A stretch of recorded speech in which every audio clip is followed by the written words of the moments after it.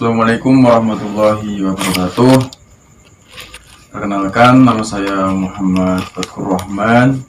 Bisa dipanggil Fatkur, Pak Fatkur, anak-anak bisa memanggil Pak Fatkur. Kaifa halukum antum ayyuhatullah al-ahibba wa antum ayyuhatul ibat al-habibat. Apa kabar kalian semua di rumah masing-masing? Semoga tetap dalam keadaan sehat tanpa suatu kekurangan apapun. Pada kondisi yang seperti ini, tetap jaga kesehatan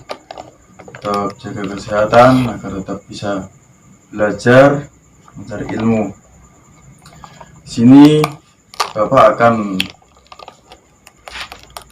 mengajarkan kalian, buka LKS kalian halaman 4. Bab pertama ialah bab ta'aruf atau ta'rif, yang artinya perkenalan. Sebelum pembelajaran kita mulai, alangkah baiknya kita membaca basmalah. Semoga pembelajaran pada kali ini berjalan dengan lancar dan juga dapat memberi barokah juga ilmu yang manfaat kepada kita semua. Bismillahirrahmanirrahim. Buka sekalian halaman 4 tentang ta'rif, yaitu perkenalan. Allah Subhanahu wa Ta'ala sudah berfirman pada pada ayat Al-Hujurat ayat 13 yang bunyinya, ya ayyuhan nasu inna khalaqnakum min dzakarin wa unsa wa ja'alnakum syu'uban wa qabaila lita'arafu, yang artinya, wahai manusia, sesungguhnya Allah sudah menciptakan kalian berupa laki-laki dan juga perempuan. Dan juga Allah sudah menjadikan kalian suku-suku yang berbeda. Untuk apa? Lita'arufu, untuk saling berkenalan, saling mengenal. Dan juga ada perkataan bahasa Indonesia yang berbunyi, tak kenal maka tak sayang, yaitu. Langsung saja di sini di LKS kalian halaman 4. Di situ ada domir, isim domir. Ana, huwa, hiya, anta. Ana di sini bermakna saya untuk saya sendiri, untuk individual. Kemudian di situ ada huwa, dia laki-laki. Domir huwa untuk dia laki-laki. Kemudian hiya untuk dia perempuan. Kemudian anta untuk kamu laki-laki. Kemudian anti untuk kamu perempuan. Ka ini namanya domir mutasil. Yang ana, huwa, hiya, anta, anti itu domir munfasil. Dimana perbedaannya? Kalau domir munfasil, domir tersebut bisa untuk permulaan kalam, seperti ana tolibun, bisa dijadikan mubtada. Mubtada itu lafal atau kata yang pertama. Ana tolibun, saya siswa, saya murid, saya pelajar. Kalau yang ka dan ki tidak bisa dijadikan awal kalimat. Itu perbedaannya antara domir munfasil dan domir mutasil. Kalau munfasil bisa dijadikan awal kalimat, kalau mutasil tidak bisa. Kemudian hu nya laki-laki, artinya ha nya perempuan.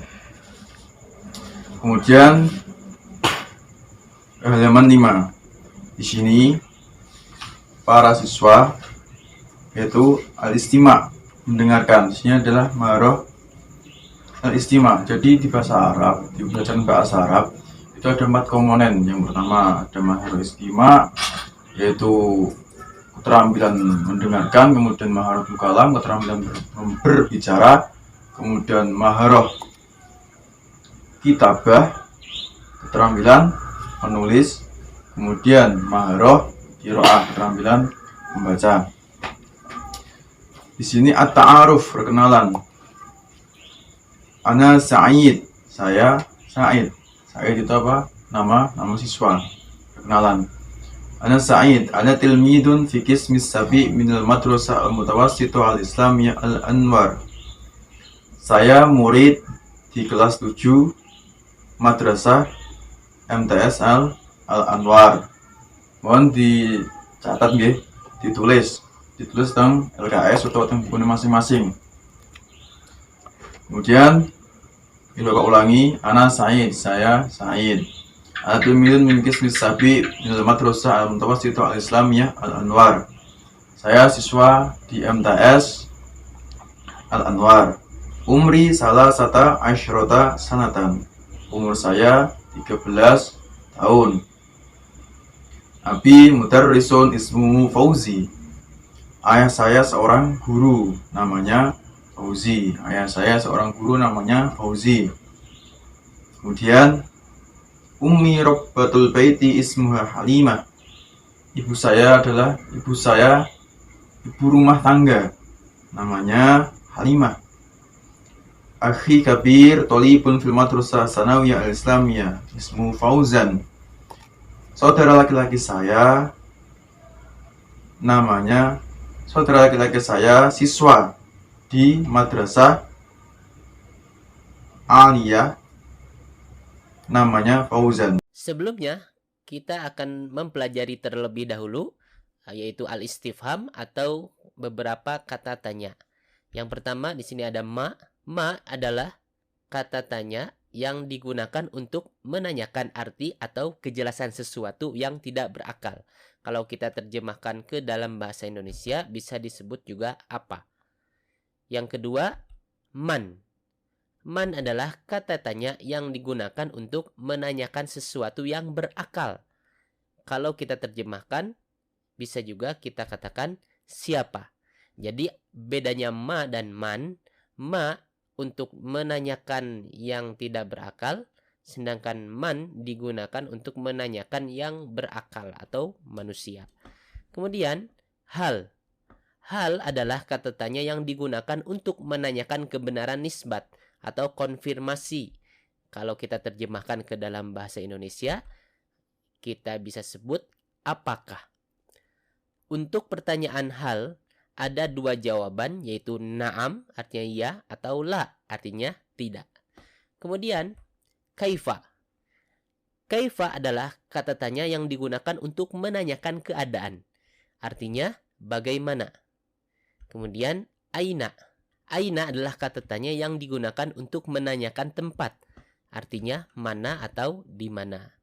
Dan yang terakhir adalah min aina. Min aina adalah kata tanya yang digunakan untuk menanyakan tempat asal. Karena min itu artinya dari, aina artinya mana. Min aina artinya dari mana. Inilah beberapa kata tanya atau al-istifham yang perlu kita ketahui. Selanjutnya kita ke inti pembahasan kita, yaitu at-ta'aruf atau cara berkenalan dengan seseorang.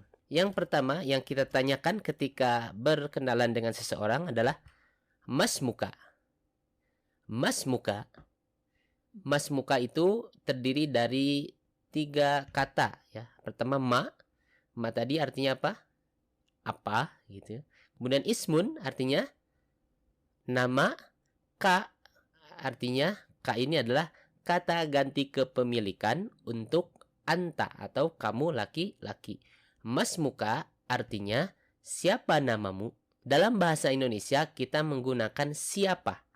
Tapi dalam bahasa Arab kita tidak boleh menggunakan man. Kenapa?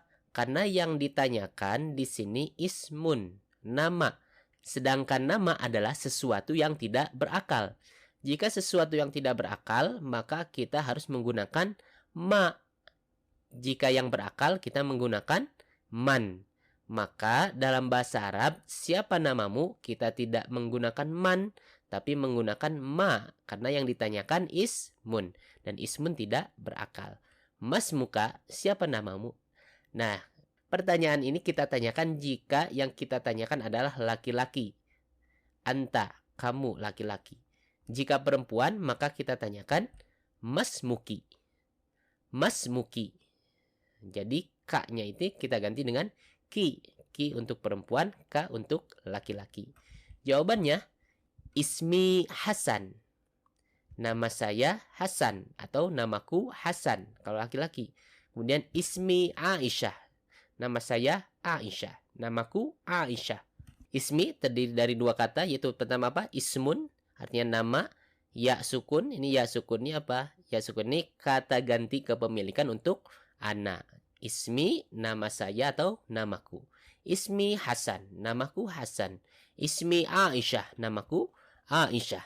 Kemudian pertanyaan selanjutnya, man anta? Man anta? Artinya, siapa kamu? Nah, kalau ini kita menggunakan man. Kenapa? Karena yang ditanyakan anta. Anta ini artinya apa? Kamu. Nah, kamu ini kan berarti kita menanyakan orang atau menanyakan yang berakal. Maka kita gunakan man. Man anta.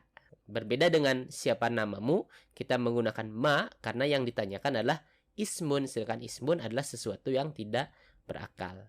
Oke? Man anta, siapa kamu? Ini untuk laki-laki. Kalau untuk perempuan, man anti.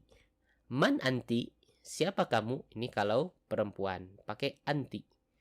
Kemudian jawabannya, ana talibun. Ini contoh ya. Ana talibun. Saya murid atau siswa. Talibun, murid laki-laki. Kalau perempuan, ana talibatun.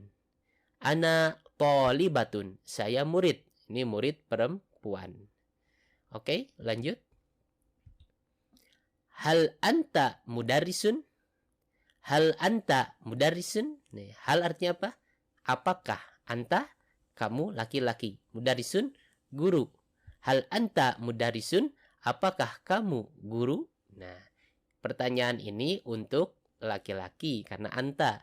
Kalau perempuan maka anta kita ganti anti menjadi hal anti mudarrisatun. Hal anti mudarrisatun. Nah, kita ganti mudarrisun juga menjadi mudarrisatun. Kenapa? Karena yang kita tanya adalah anti atau kamu perempuan. Maka kita gunakan kata mudarrisatun atau guru perempuan. Jawabannya tadi ada dua kan, bisa na'am, ya atau la. Oke, contoh pertama, na'am, ana mudarrisun. Ya, saya guru. Ini kalau laki-laki. Kalau perempuan, na'am, ana mudarrisatun. Na'am, ana mudarrisatun. Ya, saya guru perempuan, mudarrisatun. Kemudian jawaban yang kedua bisa juga la. Contohnya, la, tidak. Ana tilmidun. Saya murid. Tadi murid kita sebut tolibun, sekarang kita sebut tilmidun. Jadi bisa tolibun, bisa juga tilmidun. Oke? La, ana tilmidun. Tidak, saya seorang murid. Ini kalau laki-laki. Kalau perempuan, la, ana tilmidatun. Tidak, saya seorang murid. Murid perempuan. Jadi ini kalau contoh jawaban na'am, ya. Ini contoh jawaban la, tidak.